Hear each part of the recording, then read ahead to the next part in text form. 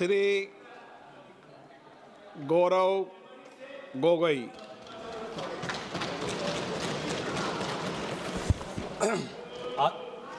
आदरणीय अध्यक्ष महोदय, मैं वंदे मातरम के 150वीं जयंती पर इस महत्वपूर्ण चर्चा में भाग लेने के लिए खड़ा हूं और अपने वक्तव्य के शुरुआत में मैं बंगाल के उस पवित्र भूमि को नमन करना चाहता हूं जिस भूमि से ईश्वर चंद्र विद्यासागर आए, राजा राम मोहन रॉय जी आए, बंकिम चंद्र चटर्जी आए, स्वामी विवेकानंद जी आए, औरबिंदो घोष जी आए, खुदीराम बोस आए, कबीर नजरुल इस्लाम जी आए, रविंद्रनाथ टैगोर जी आए और सुभाष चंद्र बोस जी आए।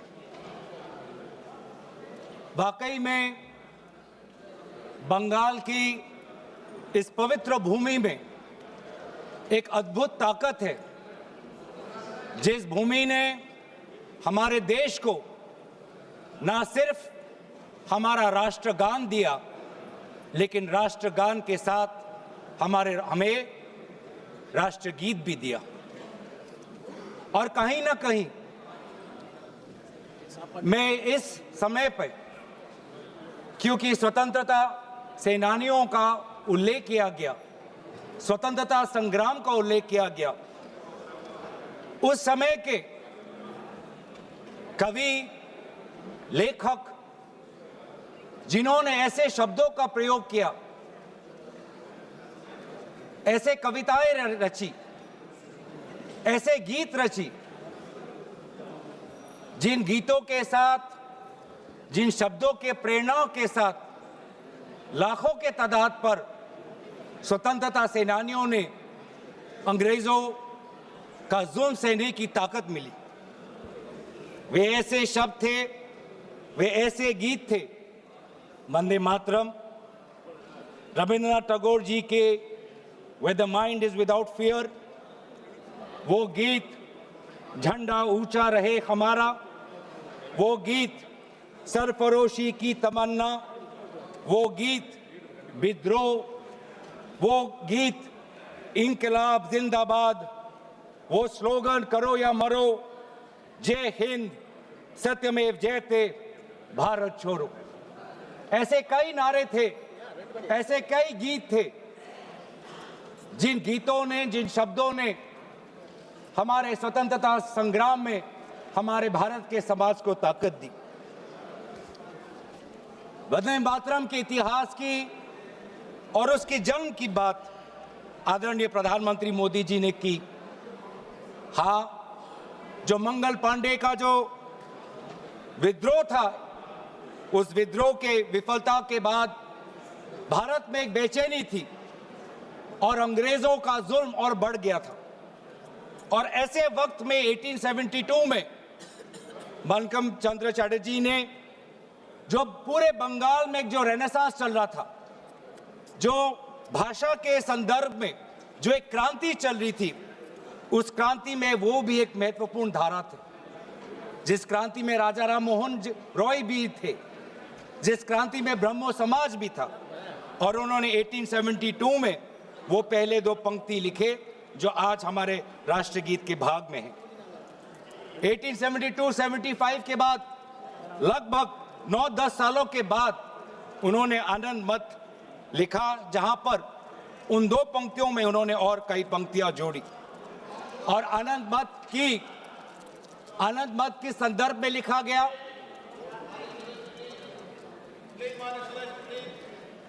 आनंद मत उस संदर्भ में लिखा गया जिस समय ईस्ट इंडिया कंपनी इस प्रकार के टैक्स हमारे किसानों पर लगा रही थी कि जीना बहुत मुश्किल हो गया था।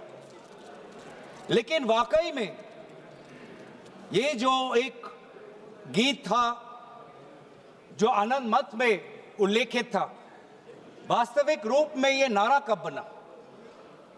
इसकी शुरुआत हुई गीत से, लेकिन ये इसकी एवोल्यूशन, इसका पूर्ण जन्म एक नारा के द्वारा, एक राजनीतिक नारा के द्वारा 1905 में हुआ। 1905 में वायसराय कर्जन ने बंगाल के दो भाग करके सोचा कि इसके द्वारा वो बंगाल और बंगाल के द्वारा पूरे भारत पर एक गहरी चोट डालेंगे, लेकिन यही उनकी गलती थी। अगर मैं देखूं कि आधुनिक स्वतंत्रता संग्राम में वो कौन सा पल था जिस पल से भारत के स्वतंत्रता संग्राम में एक नई ताकत आई, वो 1905 के उस स्वदेशी आंदोलन से था। जो स्वदेशी आंदोलन बंगाल के पार्टीशन, विभाजन के बाद उजागर हुआ। और उसमें जैसे इतिहास में हमने पढ़ा है कि अरबिंदो घोष जी को एक ताकत मिली, वंदे मातरम का वो जर्नल, और उसके द्वारा जुगांटर पार्टी के द्वारा ये मैसेज गया कि हमें भारत को एक नई दृष्टि से, एक नई ताकत से, एक नई मंथन के द्वारा हमें विद्रोह करना है। और यही बात आने वाले समय में पूरे प्रदेश में ये फैला और व्यापक रूप से फैला। और ये बहुत, इस पूरे वंदे मातरम की जो यात्रा है, इस यात्रा को अध्ययन करना बहुत जरूरी कि कहीं बंगाल के भाषा के क्रांति से निकला ये गीत, जो 10 वर्ष बाद आनंद मत के नॉवल में इसमें और पंक्तियां जोड़ी गई, बंगाल में एक राष्ट्र नारा बना 1905 में। और ऐसी प्रेरणा मिली जिस प्रेरणा से पूरे भारत में वो व्यापक रूप से प्रचारित हुआ। प्रचार होने के कई माध्यम थे। आदरणीय प्रधानमंत्री जी ने ग्रामोफोन का उल्लेख किया, लेकिन पैम्फलेट और पब्लिकेशन का भी एक बहुत महत्वपूर्ण भूमिका थी। ये पैम्फलेट और पब्लिकेशन के द्वारा बंगाल का ये नारा गया पंजाब में, गया महाराष्ट्र में, गया मद्रास में। ट्रांसलेशन के द्वारा आदरणीय सुब्रमण्यम भारती ने जिस प्रकार से 1905 में इसकी ट्रांसलेशन की, 1908 में इसकी ट्रांसलेशन की, तो कई जगह पे ये कन्नड़ में, तमिल में, तेलुगु में, अलग अलग भाषाओं में आनंद मत और आनंद मत के द्वारा पूरे वंदे मातरम की जो व्याख्या है, जो मूल भाव है, पूरे देश में फैला। खुदीराम बोस जी का उल्लेख यहां पे किया।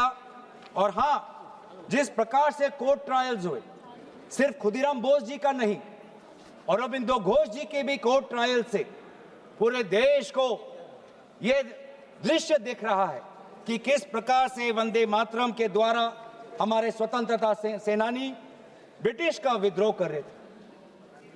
और फिर सिर्फ स्वतंत्रता सेनानियों के बीच नहीं रहा, एक व्यापक रूप से ये छात्रों के बीच में ये समा गया। वंदे मातरम का उजागर राजामुंड्री आर्ट्स कॉलेज में किया गया, कोकानाडा आर्ट्स कॉलेज में किया गया, गोदावरी, कृष्णा, गुंटूर तक फैला। बांग्लादेश उस समय के माइमन सिंह सिटी कॉलेज तक पहुंचा। और यहां तक भी नहीं, बाहर जो हमारा तिरंगा ध्वज जब 1907 में पूरे विश्व में प्रकाशित किया, तो उस तिरंगा झंडा में भी वंदे मातरम उल्लेखित था। कला के द्वारा भी अवनींद्रनाथ टैगोर, उन्होंने एक पेंटिंग, एक चित्र इससे प्रेरणा लेते हुए किया।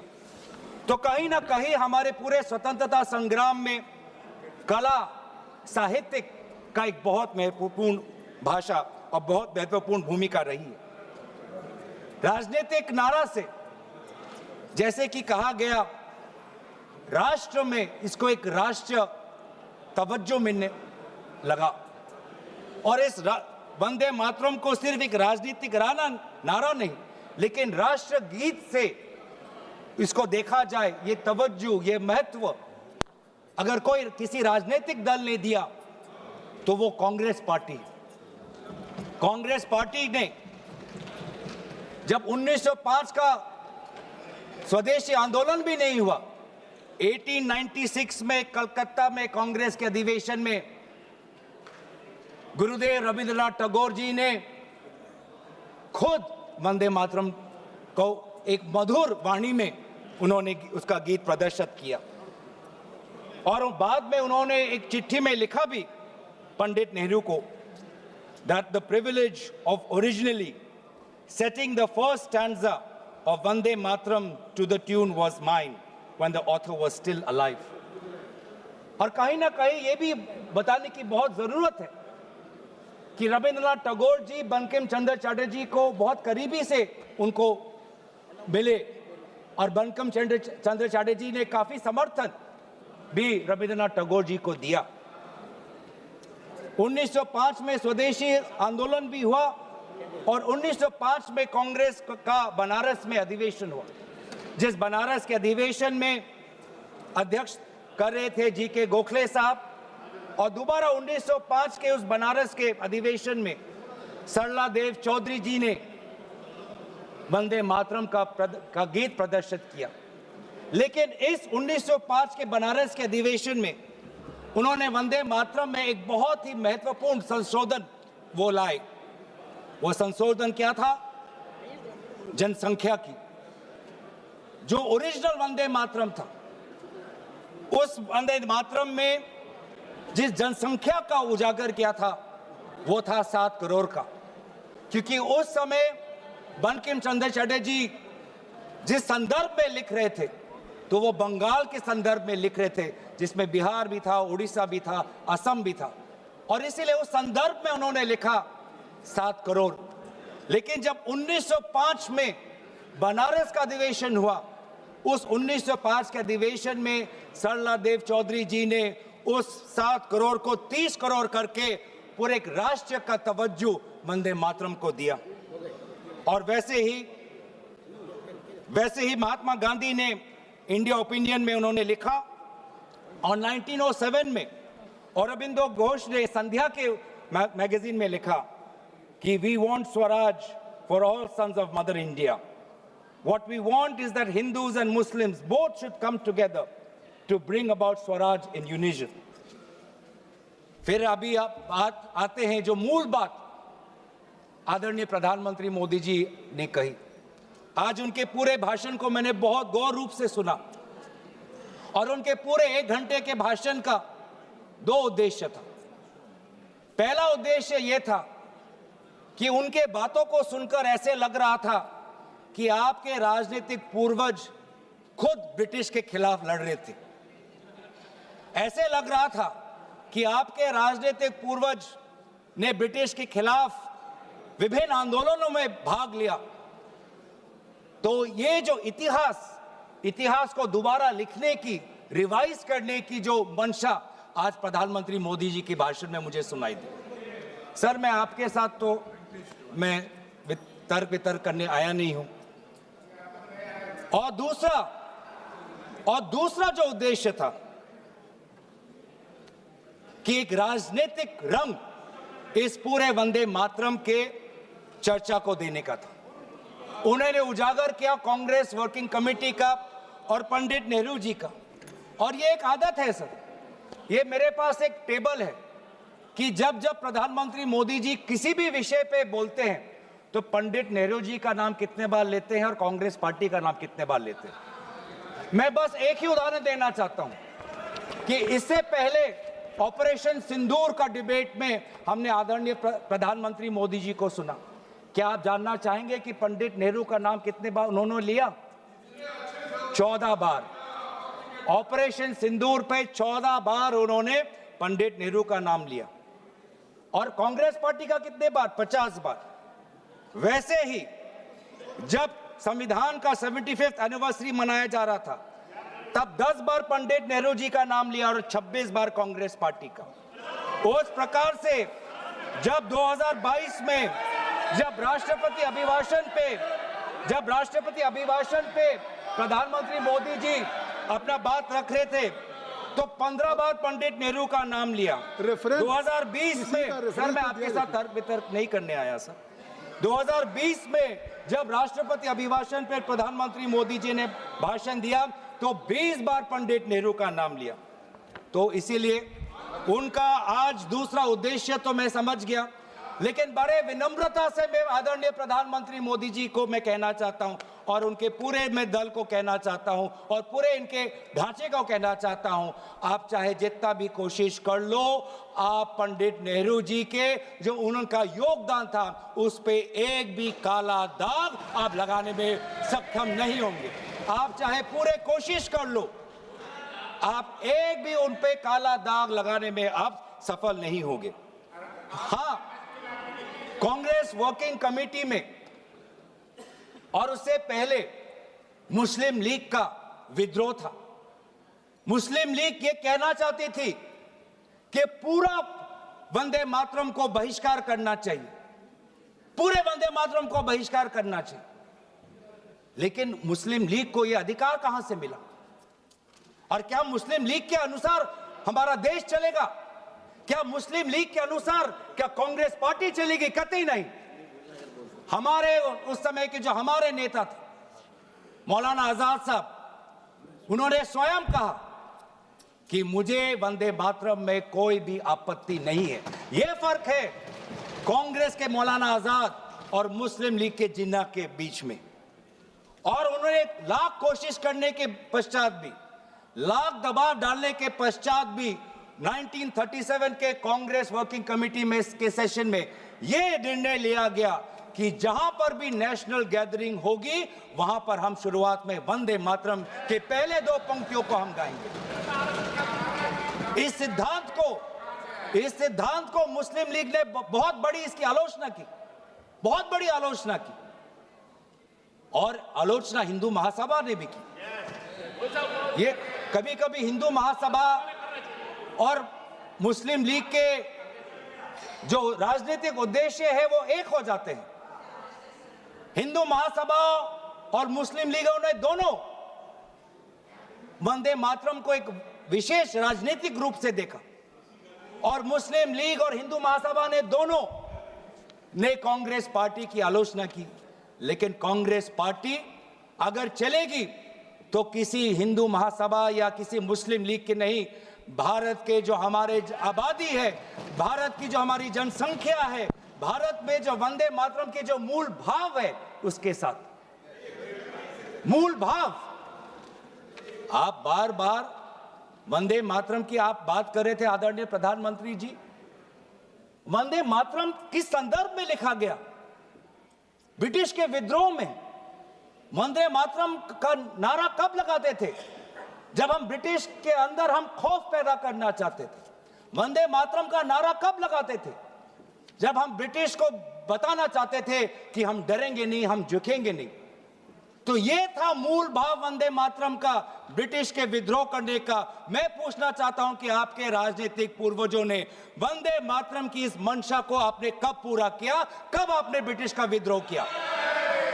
कब किया? अब वंदे मातरम का उद्देश्य था कि ब्रिटिश को के बीच में डर फैलाना। मैं पूछना चाहता हूं कि आपने उस मंशा को कब पूरा किया?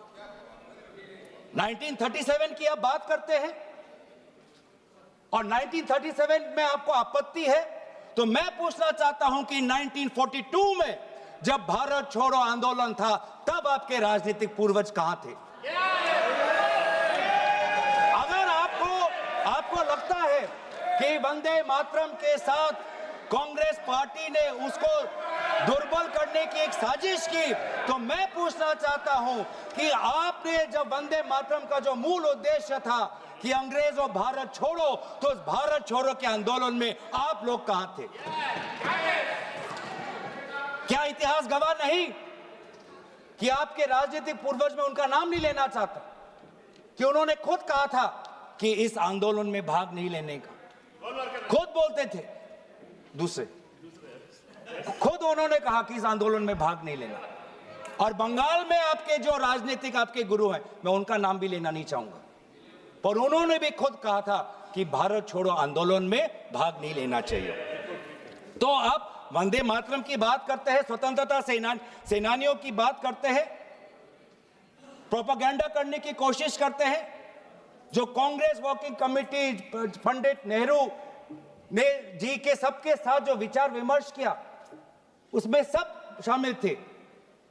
उसमें शामिल थे रविंद्रनाथ टैगोर जी, जिन्होंने स्वयं कहा कि जो पहले 2 स्टैंजाज हैं वो इतने मधुर हैं, उसमें इतनी ताकत है, जो पूरा सारांश है वंदे मातरम का वो पहले 2 स्टैंजाज में।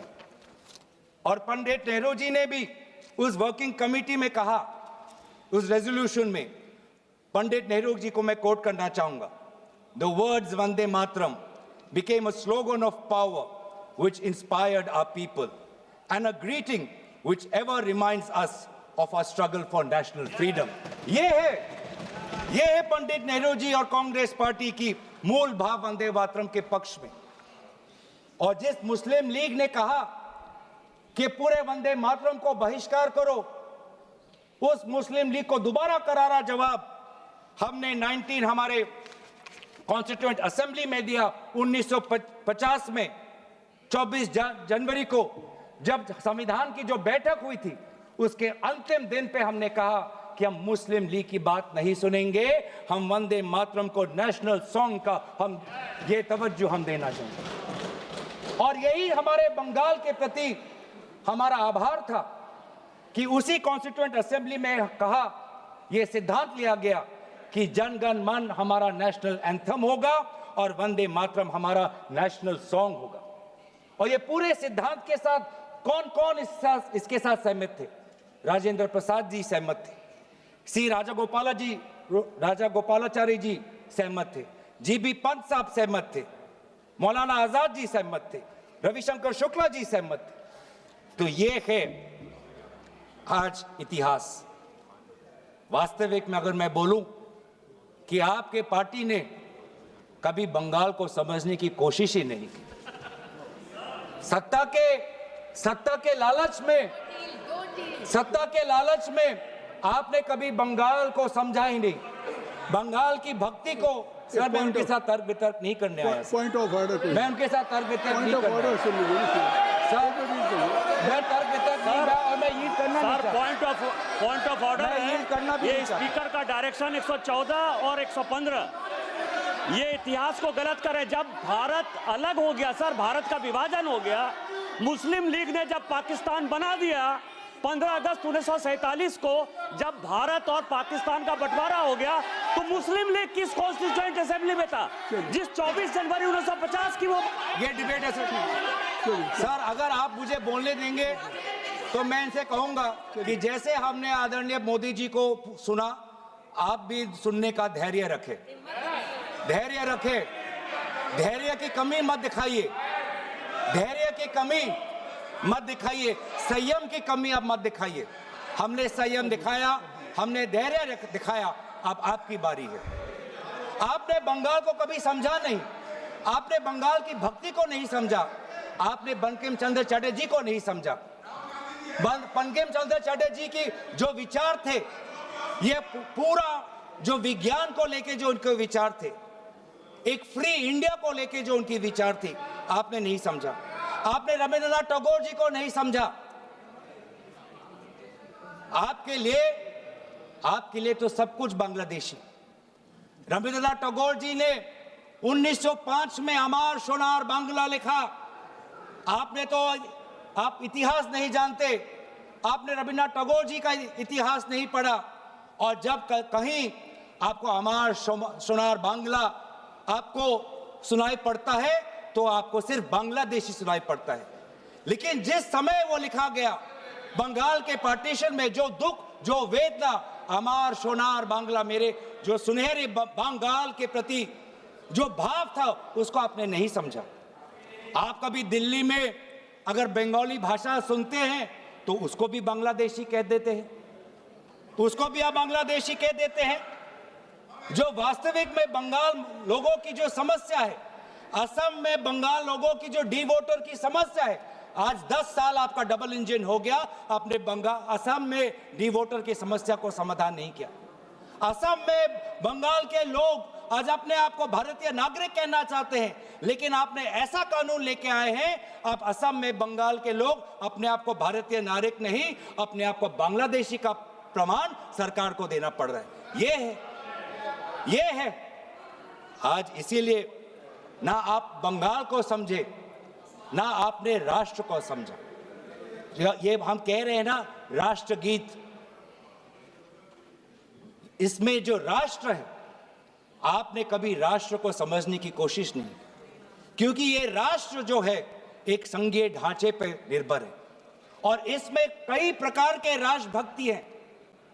आज अगर भारत एक मजबूत राष्ट्र है, वो इसलिए है क्योंकि इसमें ना सिर्फ बंगाल की राष्ट्रभक्ति समाई हुई है, इसके साथ तमिल की भी राष्ट्रभक्ति समाई हुई है, इसके साथ असम की राष्ट्रभक्ति समाई हुई है, इसके साथ पंजाब की राष्ट्रभक्ति समाई हुई है, इसके साथ केरल की राष्ट्रभक्ति समाई हुई है, इसके साथ कर्नाटका तेलंगाना की राष्ट्रभक्ति समाई हुई है, इसके साथ नागालैंड उत्तर पूर्वांचल की राष्ट्रभक्ति समाई। लेकिन आपने कभी समझा ही नहीं।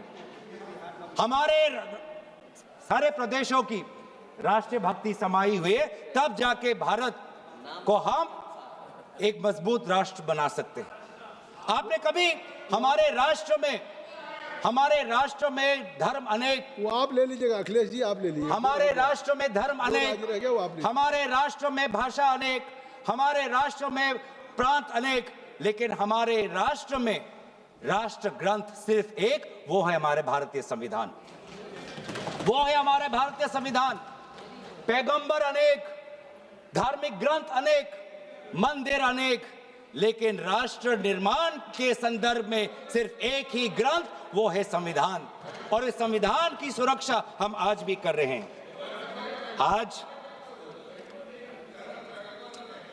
आज राष्ट्र की बात आप करते हैं, मैं पूछना चाहता हूं कि आपने जो हमारा नेशनल एंथम है, आप चाहते थे कि वंदे मातरम हमारा नेशनल एंथम बने, लेकिन जब पूरे देश ने जन गण मन को नेशनल एंथम, रविंद्रनाथ टैगोर जी के द्वारा रचित जन गण मन को नेशनल एंथम का तवज्जो दिया, तो आपके राजनीतिक पूर्वजों ने लगभग 52 साल आपने ना राष्ट्रीय तिरंगा अपने शाखाओं में लगाया, ना राष्ट्रीय नेशनल एंथम अपने शाखाओं में कहा। आप राष्ट्र की बात करते हो, ना नेशनल एंथम को आपने तवज्जो दी, न भारत के तिरंगा को आपने तवज्जो दिया। आप क्या राष्ट्र की बात करते हो? लेकिन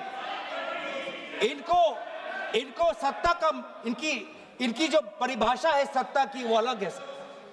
इनको लगता है कि अगर सत्ता मिल गया तो पूरे राष्ट्र पर ये शासन चलाएंगे। ये लोग, यही फर्क है, मैं समझ, यही। धन्यवाद संजय जायसवाल जी, धन्यवाद, क्योंकि हमारे लिए सत्ता शासन का नहीं, हमारे लिए सत्ता सेवा का माध्यम है, सेवा का माध्यम। ये फर्क है। ये संजय जी को आप धन्यवाद दे रहे हैं। ये फर्क है। ये संजय जी को आप धन्यवाद। सर आपके साथ तो मैं नहीं करने, आपके साथ तो नहीं करना। ये फर्क है राजतंत्र और लोकतंत्र में। राजा शासन करना चाहता है और सेवक भारत के संविधान को सेवा करना चाहता है। ये फर्क है राजा और सेवक में। और आज यही हम देख रहे हैं कि आज हमारे भारत के लोग अनेक समस्या उठा रहे हैं, लेकिन उस समस्या का एक भी उल्लेख नहीं। सर आज अगर हम राष्ट्र की बात कर रहे हैं, राष्ट्र के प्रति हमारे भक्ति की बात कर रहे हैं, राष्ट्र के प्रति आपकी सेवा के लिए धन्यवाद। सभापति महोदय थोड़ा मुझे सुनिए। सभापति महोदय, मुझे हम राष्ट्र के प्रति हमारे कर्तव्य की बात के प्रति हमारे कर्तव्यों की हम बात कर रहे हैं। आज सदन पहली बार भारत के राजधानी में बम विस्फोरण हुआ, एक बार भी उसका उजागर आदरणीय प्रधानमंत्री मोदी जी नहीं किया। हम 150वीं जन्म जयंती वंदे मातरम की मना तो रहे, लेकिन क्या हम आज वर्तमान के भारत को सुरक्षा दे पा रहे हैं? क्या हमने दिल्ली के राजधानी में हमारे दिल्ली वासियों को हमने सुरक्षा दी? क्या हमने जम्मू कश्मीर में हमारे वहां के पर्यटकों को सुरक्षा दी? ये कर्तव्य नहीं है? हम कैसे मनाएंगे? ये वंदे मातरम भी चर्चा पर है। सर, विकसित भारत की बात कर सकते हैं तो वर्तमान की बात भी कर ही सकते हैं। 2047 की बात कर सकते हैं तो 225 2025 की बात भी कर सकते वंदे हैं। मातरम के 150 वर्षों की यात्रा का आलोचना तो आज हम सुरक्षा की बात करते हैं। आज हम सुरक्षा की बात करते हैं। किसी की आलोचना नहीं की आज सभापति महोदय, प्रधानमंत्री ने किसी की आलोचना नहीं की। सभापति महोदय, सभापति महोदय, तो इसलिए वंदे मातरम तक रहे। सभापति महोदय, अगर वास्तविक में अगर 150वीं जन्म जयंती वंदे मातरम का पालन करना है तो हमें सुरक्षा देना होगा, स्वास्थ्य की सुरक्षा देनी होगी। आज दिल्ली में, पूरे उत्तर भारत में, गंगा तट पे जितने भी लोग हैं, किसान हो, श्रमिक हो, आज वो वायु प्रदूषण के कारण आज उनका वो सांस नहीं ले पा रहे। आज आप देखिए कि हमारे सीमाएं सुरक्षित है। पहलगाम के बाद आज पाकिस्तान के जो फील्ड मार्शल है वो हमारे अमेरिका के राष्ट्रपति के साथ बैठते हैं। पाकिस्तान और अमेरिका के बीच में और करीबी बात आ गई है और करीब हो गए हैं और आप लोग उस पर कुछ नहीं कह रहे। आज करेंसी, जब आपने एक टाइम पे कहा जब करेंसी बढ़ती है तो उम्र का उजागर है, आज तो भारतीय करेंसी।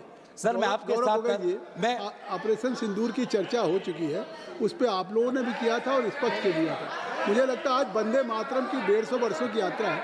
आज इसको अगर इस चर्चा को किसी आरोप प्रत्यारोप से या विवादों से ऊपर रखें तो ज़्यादा अच्छा होगा। सर, 150वीं जयंती तो वर्तमान में मना रहे हैं, तो वर्तमान में भारत के प्रति जो हमारे कर्तव्य है उसकी बात ना करें तो हम कैसे करें? और इसीलिए आज करेंसी, जिस करेंसी का आपने उजागर किया कि करेंसी जब बढ़ती है तो किसी का उम्र का उदाहरण मिलता है, आज तो 100 तक पहुंच गया करेंसी। तो ना वायु प्रदूषित है, ना वायु से हम सुरक्षित है, ना करेंसी हमारी सुरक्षित है, ना हमारी सीमा सुरक्षित है, ना हमारे दिल्ली में हम सुरक्षित है, ना जम्मू कश्मीर और लद्दाख में जो सुरक्षा उनको मिलनी चाहिए, जो राजनीतिक सुरक्षा मिलना चाहिए, जो संपूर्ण राज्य का दर्जा मिलना चाहिए, जो यूटी का दर्जा मिलना चाहिए, ना उनको हम दे पा रहे हैं। आज ना हमारा उद्योग सुरक्षित है। आज मोनोपोलीज के कारण आज आम ग्राहक आज बड़े बड़े उद्योगपति के पैर पे आज पड़ा हुआ है। इंडिगो के आज हम देख रहे हैं कि एक मोनोपोली आई, जिस मोनोपोली के कारण आज आम व्यक्ति आज रो रहा है। आज एक आम व्यक्ति आज उसके घर उजड़ गए। आपसे हमने ऐसे, एक मिनट सुन लें, आपसे आग्रह करता हूं कि स्वयं ऑनरेबल स्पीकर ने कहा था कि आज जो हम चर्चा कर रहे हैं ये केवल वर्तमान के लिए नहीं, आने वाली पीढ़ियों के लोग भी आज की इस चर्चा से प्रेरणा लेंगे। देखिए, आपकी इस चर्चा से प्रेरणा लेंगे और मुझे लगता है कि आपको बहुत से अवसर मिलेंगे जब आप आलोचना कर सकते हैं, आरोप प्रत्यारोप कर सकते हैं, लेकिन आज की चर्चा कम से कम मैं आपसे धन्यवाद सर। वंदे मातरम राष्ट्र के प्रति हमारे कर्तव्य को उजागर कर, और आज तो हमारा वोट भी सुरक्षित नहीं है, आज तो हमारा वोटर लिस्ट भी सुरक्षित नहीं है। आज हम विभिन्न प्रदेशों में देख रहे हैं कि किस प्रकार से ये सरकार यूपीआई की बात करती है, जेम ट्रिनिटी की बात करती है, आधार की बात करती है, लेकिन मशीन रीडेबल वोटर लिस्ट नहीं देना चाहती। वो काम वो कागज से करवाना चाहती है। तो ना आज वोट सुरक्षित है, ना आज स्वास्थ्य सुरक्षित है, ना सीमा सुरक्षित है, ना करेंसी सुरक्षित है, ना व्यापार सुरक्षित है। ऑनलाइन कॉमर्स आने के बाद आज भारत का वो छोटा दुकानी, आज वो मध्यम वर्ग का दुकानी आज पूरा तहस नहस हो गया। आज इसके ऊपर ये हमारी सरकार क्या कर रही है? लेकिन ये सरकार सवाल से डरती है, चर्चा से डरती है, और ये चाहती है कि अगर ये संस्थाओं को इन्होंने अगर कैप्चर कर लिया, आपने चर्चा संस्थाओं इतनी अच्छी शुरू की थी, और अगर आप अपने चर्चा के भाषण करें तो वाकई वो चर्चा देश के लिए एक अच्छी आपने की, लेकिन अब उस चर्चा को मुझे लगता है वहाँ तक रखिए सीमित। तो सर, मैं तो अपने विषय पे रहूँगा, मैं अपने विषय पे रहूँगा। ये सरकार ये समझती है कि अगर इन्होंने संस्थाओं को जकड़ लिया तो भारत की हमारी जो सोच है, भारत के जो हमारी जो मूल्य हैं उनको भी जकड़ लेंगे, उनको भी कब्जा कर लेंगे। ये होने नहीं वाला। आप भले जुडिशरी को कब्जा कर सकते हो, आप भले निर्वाचन आयोग को कब्जा कर सकते हो, आप भले इनकम टैक्स को कब्जा कर सकते हो, आप भले ईडी को कब्जा कर सकते हो, लेकिन भारत के आवाम की लोकतंत्र, इसको जुडिशरी पे जो आलोचना हो रहे हैं ये कार्रवाई का हिस्सा नहीं होगा। भारत के संसदीय कार्य राज्य मंत्री माननीय अर्जुन राम मेघवाल जी, जुडिशरी पे कब्जे करने वाली बात ये कैसे कह रहे हैं साहब सदन में? ये जुडिशरी पे, ये न्यायपालिका पे अपमान है। सुप्रीम कोर्ट ये क्या कह रहे हैं? ये कोई नोटिस दिया है क्या चर्चा करने के लिए? जुडिशरी पे हमने उसको कार्रवाई के हिस्से से निकाल दिया। हाँ ठीक है, ओके बोलिए। तो सर ये आज हमारे भारतीय नागरिकों के आम जो अधिकार है उनको भी कब्जा करना चाहती है। जो वोट देने का अधिकार, जो स्वतंत्र विचार का अधिकार, किसी से प्रेम करने का अधिकार, अपने अनुसार विचार रखने का अधिकार, सरकार को आलोचना करने का अधिकार, सरकार को सवाल पूछने का अधिकार, इन अधिकारों को भी ये छीनना चाहती है। और अगर यह इन अधिकारों को छीनना चाहती है तो ये बंकिम चंद्र चटर्जी के काल्पनिक जो कल्पना के अनुसार जो भारत के जो सपना देखा था उसके विरोध में वो जा रहे हैं। जो रविंद्रनाथ टैगोर जी ने जो एक फ्री इंडिया का जो एक कल्पना की थी उसके विरोध में जा रहे हैं। तो इसीलिए आज ब्रिटिश तो रहे नहीं, लेकिन ब्रिटिश का divide and rule policy follow करने वाले आज भी कुछ राजनीतिक ताकत आज भी है। जिस प्रकार से ब्रिटिश ने सेडिशन का कानून इस्तेमाल कर भारत के वैचारिक जो हमारी स्वतंत्रता है उसको पकड़ने का काम किया, आज भी ऐसे कुछ राजनीतिक ताकत है जो सेडिशन के कानून के द्वारा हमारे ही नागरिकों को जेल में रख रही है। तो इसीलिए आज हम उन ताकतों को कहना चाहते हैं कि हमारी पार्टी और विपक्ष की पार्टी और इंडिया अलायंस भारत के हम आम नागरिक के साथ खड़े हैं। और हम आज भी प्रतिबद्ध हैं कवि रविंद्रनाथ टैगोर जी के उस वो महान पंक्ति के प्रति, जिन पंक्तियों को मैं अंत में उजागर करते हुए मैं अपने भाषण को समाप्त कर दूंगा। Where the mind is without fear, where the mind is without fear and the head is held high, where knowledge is free, where the world has not been broken up into fragments by narrow domestic walls, where words come out from the depth of truth, where tireless striving stretches its arms towards perfection, where the clear stream of reason has not lost its way into the dreary desert sand of dead habit, where the mind is led forward by thee into ever-widening thought and action, into that heaven of freedom, my Father, let my country awake। इन्हीं पंक्तियों के प्रति हम हमेशा कार्यबद्ध रहेंगे और यही कहते हुए मैं अपनी वाणी को समाप्त करना चाहता हूँ। धन्यवाद। जय हिंद, वंदे मातरम। अखिलेश यादव जी।